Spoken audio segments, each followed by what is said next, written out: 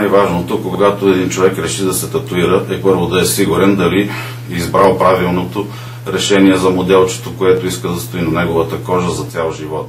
Хубаво е да има някакви препоръки от ваши познати, да сте виждали вече неща или когато влезете в едно студио първо, да погледнете работата на конкретния татуист. Избраното вече място го почистваме с алкохол или дезинфектант за кожа.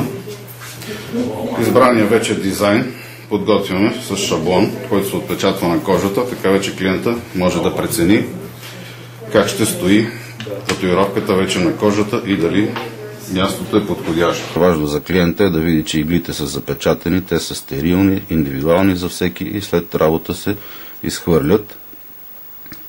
Друго важно е чистотата и стерилността в студиото. Боите са на естествена основа, не са химични.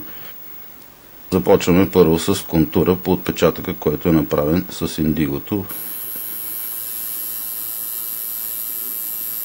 Очертава се с така наречения сноп, по който се ръководим за рисунката и започваме.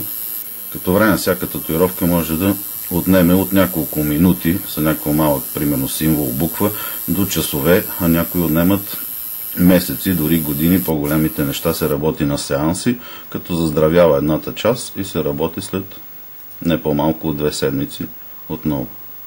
Контурът вече е готов и можем да започнем с запълването на татуировката с плътен цвят или сенки. В случая при черно-бяла татуировка са различни нюанси на черното, от черно чисто до сиво. За избора на размер на татуировката е хубаво при малките татуировки да бъдат максимално изчистени, без много детайли, за да запазят качеството си, да изглеждат добре. Дизайни с много детайли и много форми, гъсти линии е хубаво да бъдат по-големи размери, така че да си остане татуировката хубава и с години напред. Ето вече татуировката е завършена.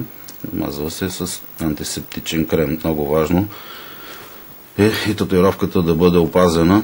Добре, това е работа вече на клиента. Значи в първите дни трябва да се измива по няколко пъти татуировката с сапун и вода и да се намазва с антисептичния крем. Не са препоръчителни антибиотици, тъй като влияят различно на всеки клиент.